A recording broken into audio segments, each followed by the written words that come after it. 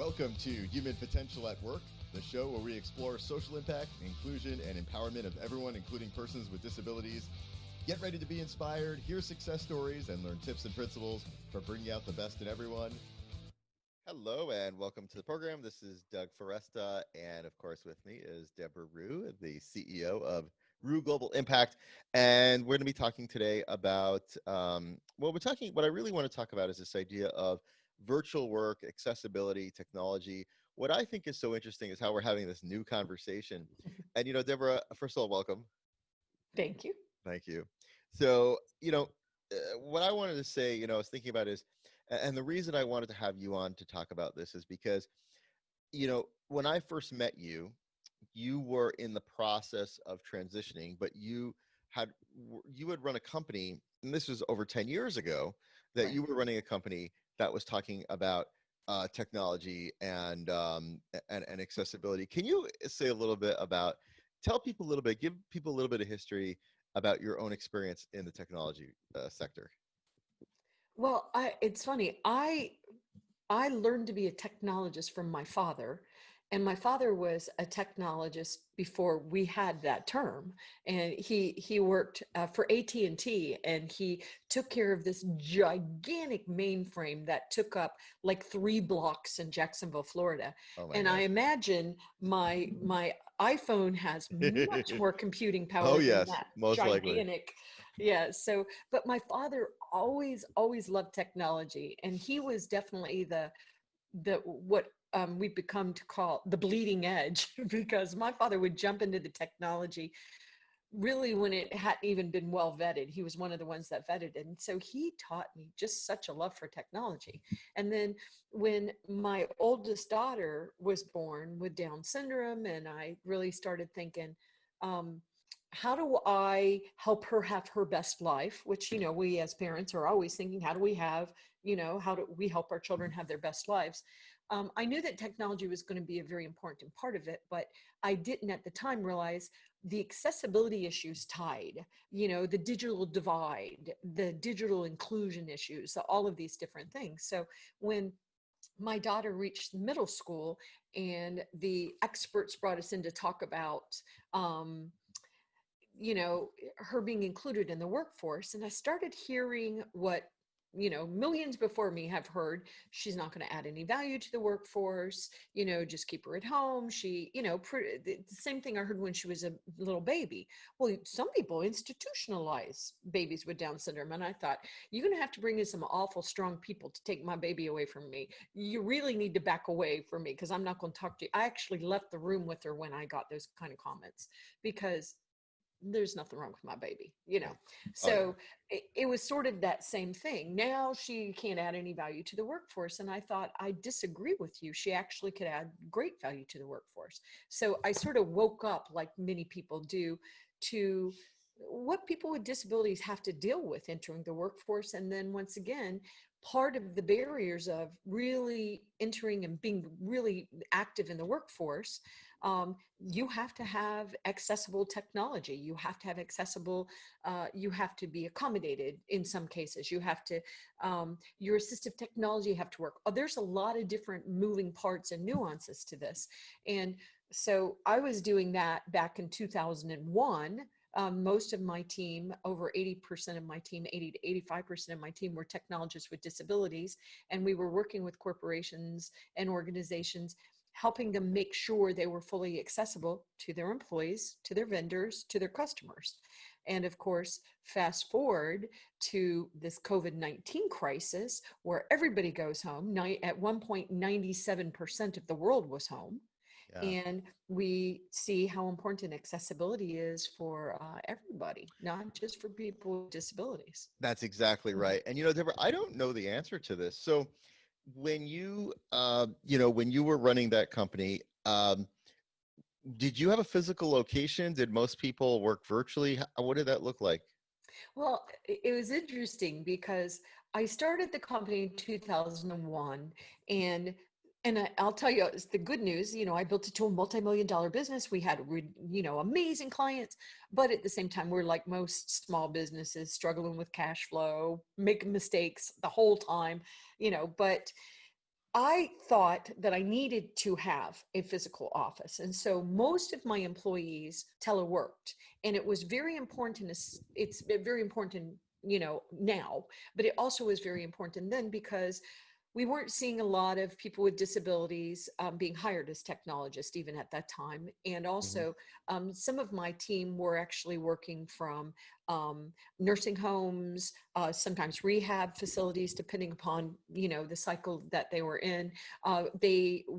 Maybe they were working from home, but they needed, and still do, some of these same team members now work for my company, Rue Global Impact, but they needed around the clock care because they have what society considers very severe disabilities, but they're also brilliant, amazing, talented Hmm. employees.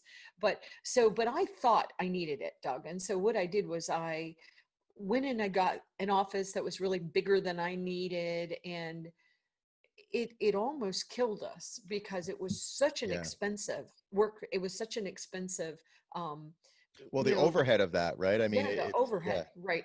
It was intense, and it was, and then what happened was my employees weren't really even using it because they found that they were more productive and they preferred to work from home, like we're And all what year, I doing was gonna out say, now. and what year are we talking right now, Deborah? We're talking about probably, I had an office probably from 2000, and I'm trying to think of it because at first I worked out of my home because we couldn't afford an office. But Sure. then as we became more prosperous, probably from 2003 to 2011, when we merged with another company.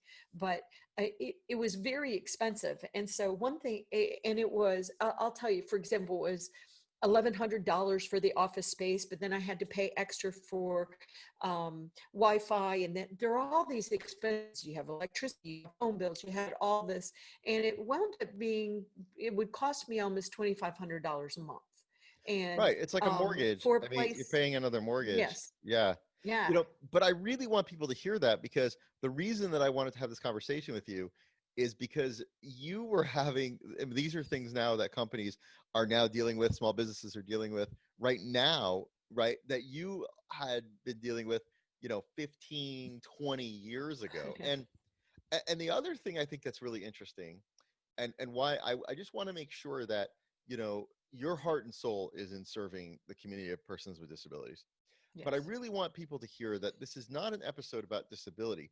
This is Mm-mm. an episode about technology, and it is an episode about our willingness to innovate and to realize that everyone adds value. One of the things I sort of remember a little bit of some of the kinds of technologies that you had. Would it be fair to say that many of those technologies today have actually been are no longer needed as standalones, Right. assistive devices, because they've been incorporated Mhm. into our everyday technologies, like this one, right? Right, right. And also, I want to say this is also about productivity Yeah, that's because great. if we're in business or you have nonprofit or whatever, you have to do, we have to make money to pay our Mhm. bills and pay our staff and blah blah blah. We all know this.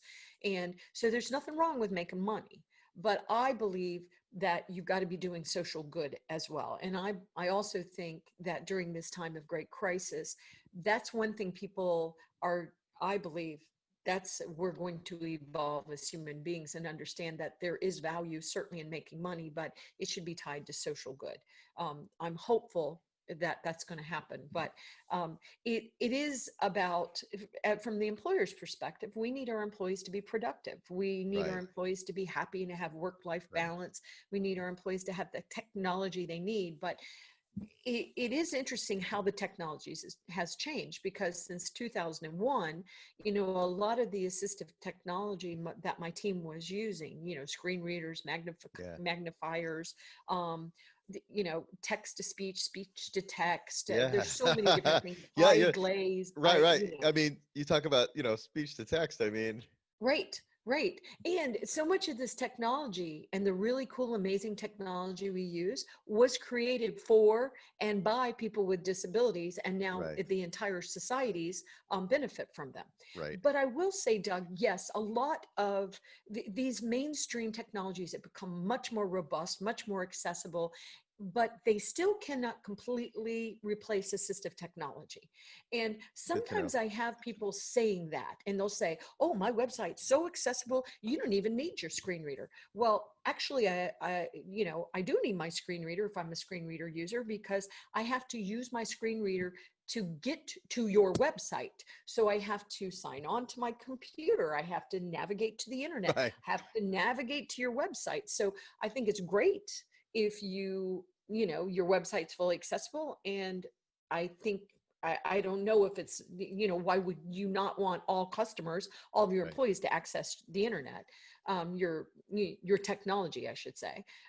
But at the same time, there are still, assistive technologies that have not been replaced by mainstream, and that we don't want to try to replace, because people should get to decide how they work and how they interact with technology. And if you will allow people to tell you what they need, almost not, sometimes they don't know what they need, but a lot of times people already have an idea of what they need to be productive. And so Yeah. mainstream has helped a lot. Mainstream also has helped the assistive technologies like screen readers that we use work much more efficiently. I remember one time years ago, the screen reader would try to pronounce one of my clients as "sa," which was actually SSA. So it at the time didn't realize it shouldn't try to pronounce that acronym. It should, yeah. And so the assistive technology tool makers they also have been really good about making their tools accessible. I remember it in the early 2000s, assistive technology wasn't being made accessible, which Right. is amazing. So So that, okay. I know, yeah. I like trying to process that. So one of the takeaways there then that I would think about is, for companies who are going virtual, who say, well, we have all this top of the line technology, it'll be good enough for everyone. You do need to actually look at, who your staff are, what your needs are, and allow people to actually tell you what their needs are. And it may very well be that people still need assistive technology on top of all this wonderful correct. technology that we have. Correct. Something, there's so many interesting and frightening and terrifying things happening during the COVID-19 crisis. But one thing that we're seeing is that more people are self-identifying as needing accommodations. We call them Right. accommodations in the United States. The UK calls them adaptions, but it's the same thing. And employees are starting to realize, oh no, I need that. And it's also interesting that, some assistive technology or accessible technology that helps a person with a disability be more productive actually adds great value to everybody else too. And so if the bottom line is we want our employees to be productive, we want them to be able to do their job, we want them to be innovative and creative, we need to make sure they have the tools and the accommodations they need to be accessible. And most accommodations, Doug, are not very expensive.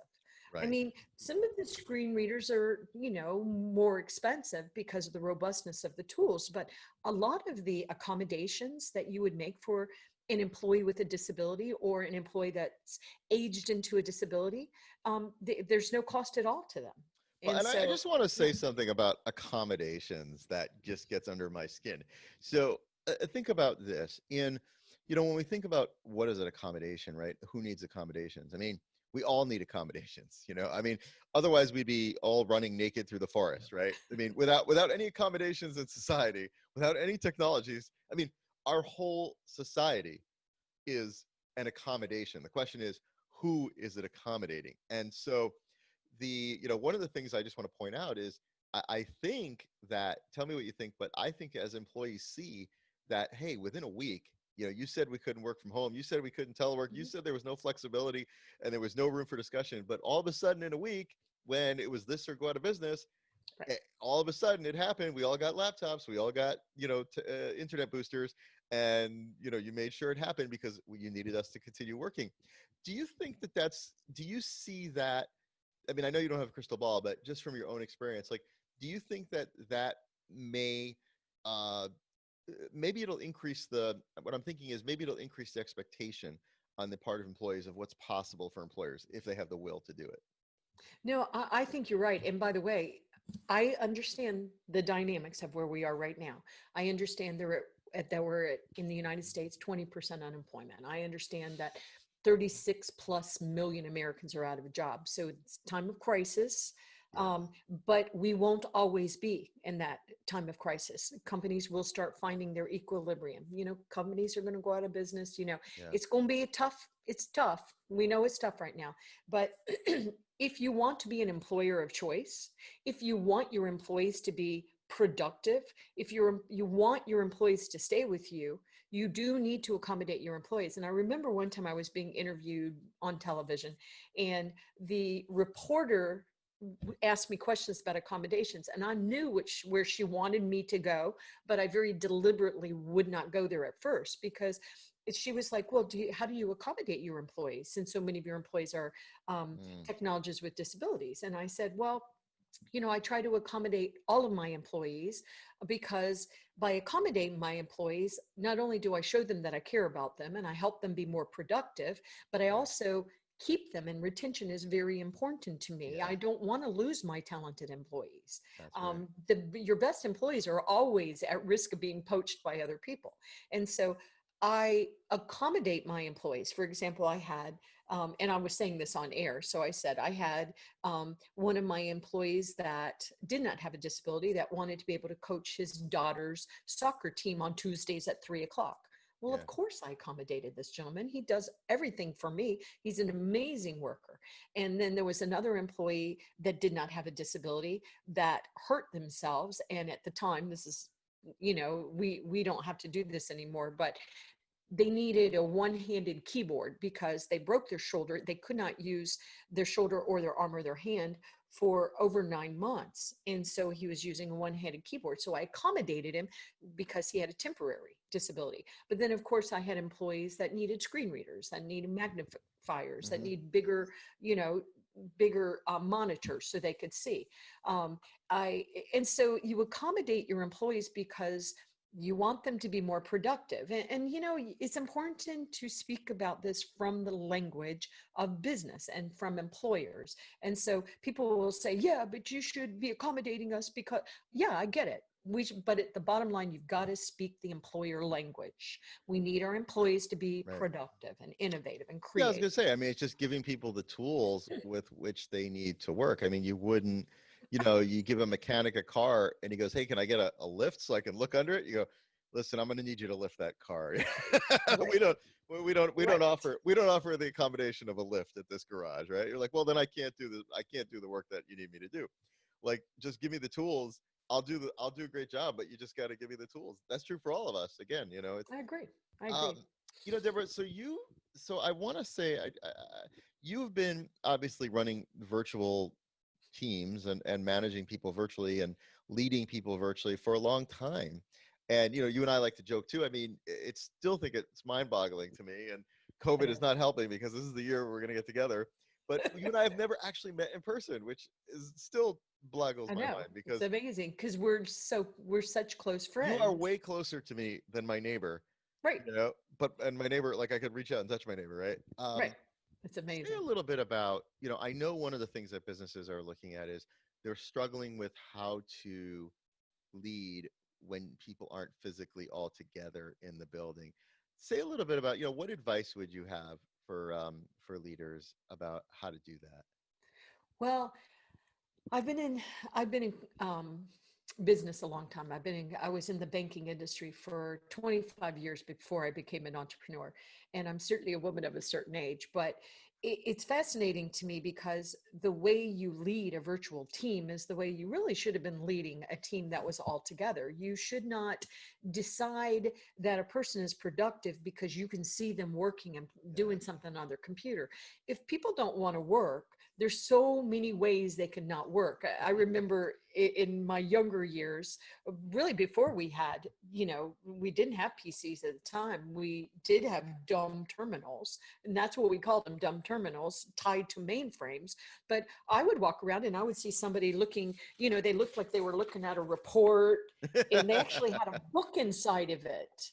And I'm like, what are you Yeah. doing? Or Yeah. then we progressed, and I would see people playing solitaire. So if Sure. people want to goof off, and sometimes, by the way, when you see people doing that, it's actually a different way of thinking. I'm not saying that people should be playing all day, but Right. we also can't always assume because somebody's doing something different that Right. they might be actually, using a different part of their brain or using their brain differently to solve a problem. So, That's right. but we have to have, it's very important as leaders that our employees, our team members know what is expected of them. And then we have to have the right kind of measurements, KPIs, key performance indicators, processes, so that we know whether or not they're doing their job. So what I always say to my team is, I'm not going to see whether you're on from 9 to 5 or 8 to 5 or whatever, but I do need this project completed in this way by this time and this date. Yeah. And if you can't complete the project or whatever, then you need to be communicating with me. So I use tools like we use Monday.com, and we talk a lot. We really like Google Chat. We use Google Chat internally a lot because it provides automatic captions. So Oh, we that's have cool. captioning, and then we found this great little tool that allows us even to capture those captions later if we needed them. And so we treat, I know this is so odd, but we treat our employees like they're adults and they know what their Yeah. jobs are. And but at the same time, as leaders, you need to be paying attention to your employees, because right Yeah. now during this crisis, I'm starting to notice, now I'm struggling myself. I'm struggling myself with the losses, with the scary things, with, the worries about my team and my family and Yeah. my friends. And it just is going on and on and on and on, right? So I, first of all, have started taking better care of myself so I can be a better leader and a better team member, but I'm also paying attention to my team members in a different way, because people are at risk right now. They're at great risk. We expect a lot of people are going to have post-traumatic stress disorder coming out of this. Sure. We're already seeing people do things that seem very illogical. The woman in Central Park that just lost it. You're seeing a lot of mental health issues, and it's not that people are broken. And one thing that we've got to do a much better job about is understanding that we do have brains and we do have feelings and thoughts. It's okay to call somebody and say, oh my gosh, I broke my leg. Oh, that's terrible, Deborah. Okay, will you stay home and you lift your, but if I call and say, oh my God, I'm losing my mind. I think I'm Right. People will be depressed. I like, well, can't get maybe out you of don't need bed. to work here anymore. Right. Right. Well, Yeah. yeah. And let me note that in your file, I, I, It- I want to yeah. pull something out just real quick because I just want to make sure I don't lose it, and I'll definitely lose it. It'll fall right out of my brain. The you talked about how like the micromanaging kind of style of leadership, right? And Mm, it's interesting. I just want to kind of, I think on the one hand, virtual work is showing us that we have to manage outcomes versus exactly. I mean, it's like I always think about like you said, I used to work in a place one time, and there was this guy, and he was the first one in, the last one out, and he was always at his desk, but he was always at his desk not doing anything, right? So I right. mean, so great, he was always at his desk. I mean, I don't know if he had a terrible home life or what. He didn't want to be at home. He liked being at his desk, but that doesn't make you a good employee or productive or anything. uh, it's interesting because what I'm seeing, and I think maybe a challenge for some leaders, is I do know that there are technologies that can count keystrokes, or even like looking through webcams at employees, like activating their Mm, webcam to see so now it could be even more kind of big brother, right? So I think some organizations are going more towards, okay, we're going to treat people like adults, and then I've seen some where they're like, okay, now we can even more hook up your your blood pressure cuff to the computer so we can monitor your heart rate during the day. um, so I'm just curious about your thoughts about that. Like, do you think that virtual work, maybe there's a downside to it as well, that it could be used for even greater micromanagement? well, I think that there can be real downsides to working from home, because one of the greatest things I see, and I always tell my team members that when they start and they've never teleworked before, you very quickly can lose your work-life balance. Yeah. And so you have to think differently, and it can be very stressful. It's not the panacea that people think, oh, I'm going to have so much time. You wind up, and the employers, by the way, have found this too. The employers have found that people are actually working more and being more productive, even if they have, like you, Doug, little babies. You were trying Sure. to do this for months.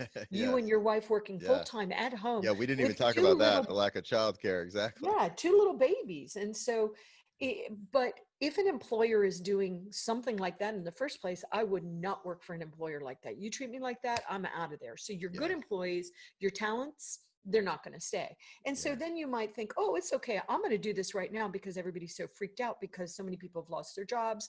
And I remember working for a company, I won't say who, when I was younger, much younger, and it was a great job and it had great benefits, but I felt very devalued. They were constantly telling us, there's 1,000 people standing right outside that want your job. And they just made me feel that I didn't add any value, and they took away my individuality from me. Mm, And so as soon as I could, I quit and I left. So yeah. if employers are acting like that, that means you don't trust your employees, and it means you're a bad employer as well. Because so right now people will put up with it, but they're not going to put up with it long term, and we're going to find our equilibrium with all this. And so if you want to be an employer of choice, you need to make sure that you are supporting your employees. You are, the United States government in some circumstances consider telework an accommodation. Mm, Well, now we're all teleworking, and once again, more yeah. people are self-identifying, not because you're going to think less of me because I'm an individual with a disability, which I am. I actually have ADHD, and that comes with depression and anxiety, which is very difficult at any time, but certainly during this crisis, even harder to manage. And so, Mhm. but with that, you get creativeness and you get innovation and you get all Exactly. these So what other makes you a great benefits. entrepreneur? Absolutely. Right. So if you are treating your employees like that, then you are not being a good employer. And maybe you don't think you need to be a good employer, but your employees will leave. Your best employees will leave. And I'll also say, Doug, your employees also know, like you mentioned that gentleman that never worked, and everybody knew it. And so one thing that we have to remember as leaders, the employees know who's working and who isn't Right. working, and they know if you're not doing your job and not holding people accountable.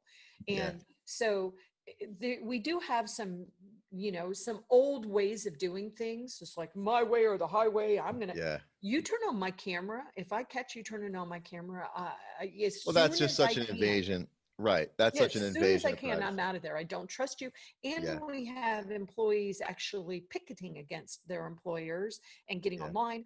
So the good news is employees know that we do have voices Yeah. as well. We can go on social media. You don't control your Yeah. brand anymore. So I hope that we can all evolve and employers can evolve and not treat people that way. But I'm seeing some really bad things.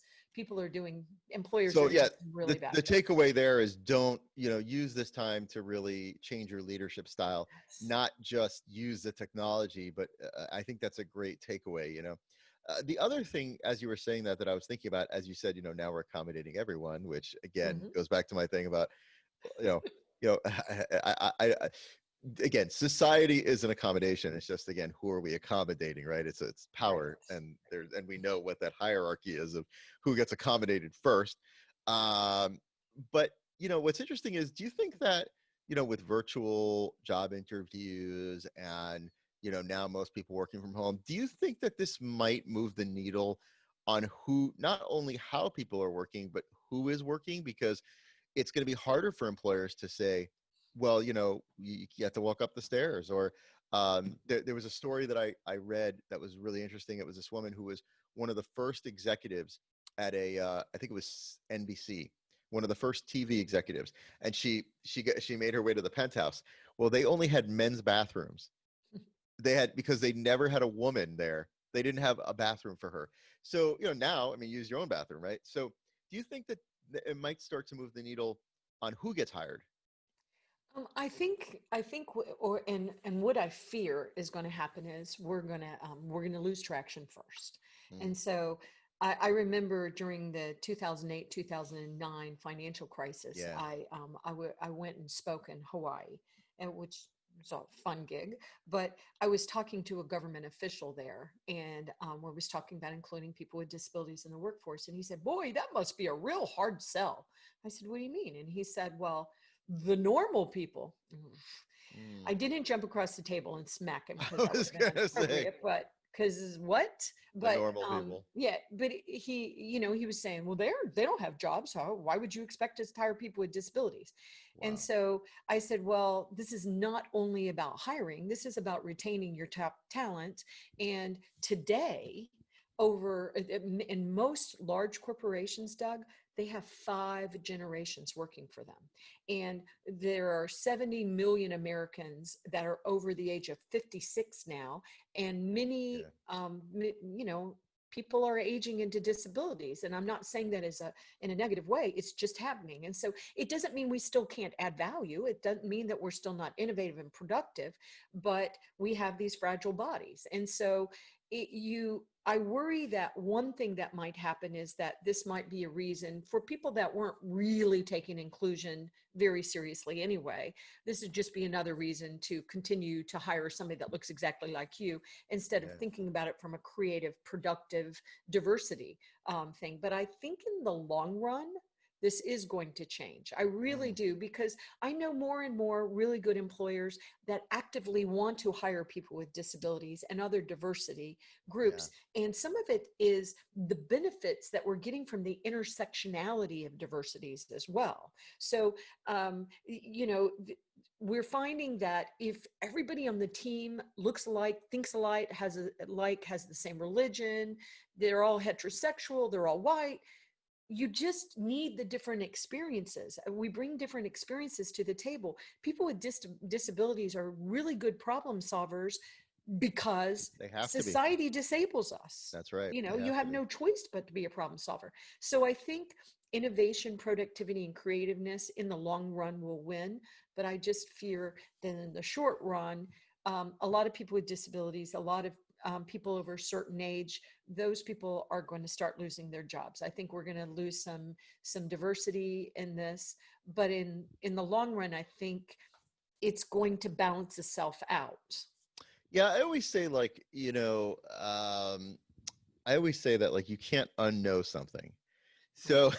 So, once you know something, you can't not know it. And once we know that we can work successfully, that many jobs can be done successfully from, virtual work, it's hard to unknow that. So I agree with you. I think, right now the unemployment rate is so high. So then, and of course, the unemployment rate has been this higher for people with disabilities for the past umpteen years, Right. right? But once we get past that, the economy starts to move again. Yeah, it's really hard to unknow that we can work virtually, and like you said, that people could be even more productive than they were coming in the office. Because by the way, I had to spend 2 hours or 3 hours commuting, right? Well, that's wasted time that I could have been finishing something. Right. And that's what employers are finding. And I think it's very interesting. We've already seen some employers step up. For example, Twitter announced Yeah, from now on, everybody gets to telework. So they saw the value. And by the way, Twitter is a social media company. Why are you not teleworking? I mean, there's times to get together with teams, but the reality is, you know, we can get together. I mean, you and I are a perfect example. We've never met in person, and yet we've been very productive for that's over right. We've 10 done many years. things together. I Yeah. know. So we know this now, and then you have, and then Google announced that engineers all of the Google engineers are going to work from home through the end of the year. Now, I don't know why they selected engineers over others. I'm sure they have some good business reason, but the you're starting to see more and more companies, and then of course the employees are seeing this. Yeah. And I think we need, in some ways we already have this, but employers need to understand that employees need work-life balance. And before that sounds like, oh, so nice to have. No, we need that for Right. mental health Right. so that once again, we can be productive for you. We need to have diverse teams working together because we come from different backgrounds and we Yeah. solve problems in different ways to be creative. So I think that in the long run, you're going to have a lot of companies understand the value of telework. And then you say, okay, and I have an answer for this, Doug. Okay, well, what about all those office buildings? I know. Why don't we turn them into affordable housing? Why don't we help people that Right. are having to work 3 jobs to take care of their children? Why don't we help people that are homeless? Why don't we help society? You don't need everybody on those roads. You're damaging our planet doing this. The way we're behaving before COVID-19 was actually damaging our planet. Yes. So how about if you have more productive employees, employees that have better work-life balance, more diversity and inclusion so everybody can be productive and creative and innovative, and allow people to work from home so that they can be, they can bring their best self to work. And, I just had a thought as you said that, and I say this as a parent of three, is that, one thing I would suggest for employers as the economy picks up and you want to get top talent, is another accommodation that would be really helpful for people is childcare. If you could offer a childcare benefit, whether that's a stipend for people to then maybe get in-home help for, because especially as we work from home, right? And if children aren't in school, that's going to be an issue for some time. So I just thought, accommodation can be so many things, but, I think we're going to see more parents stepping up and saying, hey, wait a minute, you want me to work? Little Johnny's still here too. I need some help. I agree. And I think, as we move away from brick and mortar, and companies had already started doing that. I mean, we're Yes. globalized. And so we have employees. Yeah, I know in my small firm, I have employees. I have an employee that's in the Philippines who happens to be Right. brilliant and amazing and blind. I have a gentleman that works for me from Syria, and he is so talented. I have another gentleman that works for me for Costa Rica. And so, and then a lot of my employees work in different states all over the United States. But if you want the best talent and I think sometimes we've sort of forgotten what it means to work. Why are we working?